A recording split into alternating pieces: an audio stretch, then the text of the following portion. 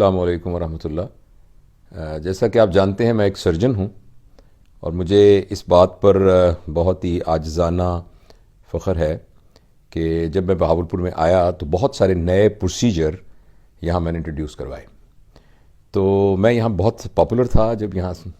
Actually کام کرتا تھا اور یہاں پروفیسر اور پرنسپل تھا،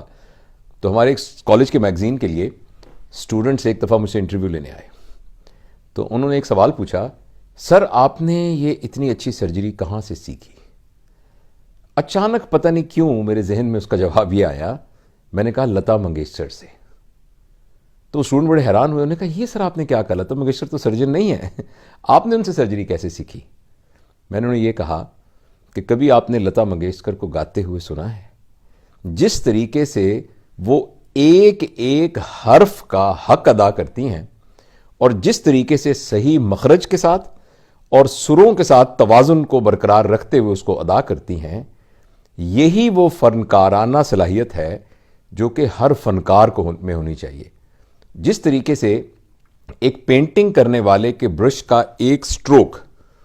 پینٹنگ کو خوبصورت بنا سکتا ہے یا خوبصورت نہیں بنا سکتا، اسی طریقے سے سرجری کرنے والے فنکار کی ایک ہاتھ کی موومنٹ، ایک اس کا لگایا ہوا ٹانکا، ایک اس کا کٹ، ایک کاٹری کے ذریعے سے کی گئی ڈسیکشن پورے آپریشن کو ایک فن کا نمونہ بنا سکتی ہے اور اس کو سپوائل کر سکتی ہے۔ تو مجھے یہ تمثیل بڑی یاد ہے کہ بہت سال پہلے مجھے ذہن میں یہ بات آئی کہ جس طریقے سے لتا منگیشکر اپنے فن کے ساتھ انصاف کرتی ہے، یہ وہ یارڈ سٹک ہے جس یارڈ سٹک پر کوئی بھی فن جو ہے وہ تولا جا سکتا ہے کہ ایک ایک جزو آپ کی پرفارمنس کا وہ بیسٹ آف ایبلٹی ہو، وہ میکسیمم ہو۔ اب آپ کبھی لتا منگیشکر کا گایا ہوا کوئی گانا سنیے گا تو آپ دیکھیں گے کہ اگر وہ چھوٹی ہے تو سننے میں بھی آپ کو وہ چھوٹی ہے نظر آئے گی، اور اگر وہ بڑی ہے تو وہ سننے میں بھی بڑی ہے ہوگی۔ اگر وہ عین ہے تو وہ عین ہوگی، اگر وہ قاف ہے تو وہ قاف ہوگا، اگر وہ کاف ہے تو وہ کاف ہوگا، لیکن اس کے ساتھ جو سروں کی ہم آہنگی ہے وہ بھی اپنی جگہ پر موجود رہے گی۔ میں کوئی موسیقی کا ایکسپرٹ نہیں ہوں، ایکسپرٹ کیا بالکل بھی کچھ بھی نہیں ہوں، اور اب کچھ عرصے سے تو خیر میں ایسے باقاعدگی سے سن بھی نہیں رہا،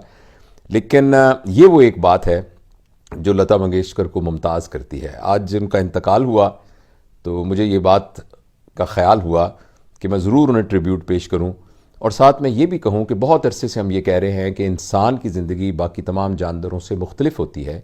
وہ اس لیے کہ باقی جاندار صرف فزیکیلٹی ہوتے ہیں، اور جبکہ انسان جو ہے وہ فزیکیلٹی بھی ہے، انٹلیکٹ بھی ہے، ایموشنالٹی بھی ہے اور اسپرچویلٹی بھی ہے۔ تو وہ شخص جس کی زندگی صرف جسم کے گرد اور جسم کی ضروریات کے گرد گھومتی رہے گی، اس کو موت مار دے گی۔ لیکن جتنا انٹلیکٹ، ایموشنالٹی اور اسپرچویلٹی کو استعمال کر کے اس دنیا میں کچھ کنٹریبیوٹ کیا جا سکے گا، اتنا انسان نہیں مرے گا۔ لہٰذا موت بہت سخت ہے،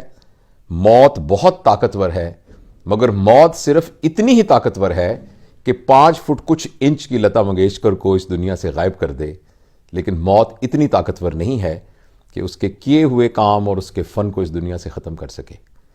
تو مجھے وہ مشہور شعر یاد آیا کہ اس پیالے میں زہر تھا ہی نہیں، ورنہ سقراط مر گیا ہوتا۔ تو اس لیے وہ لتا منگیشکر جو 5 فٹ کچھ انچ کی ایک خاتون تھیں، وہ تو مر گئی ہیں، لیکن وہ لتا منگیشکر جس نے لتا منگیشکر کو لتا منگیشکر بنایا ہے، وہ کبھی نہیں مرے گی۔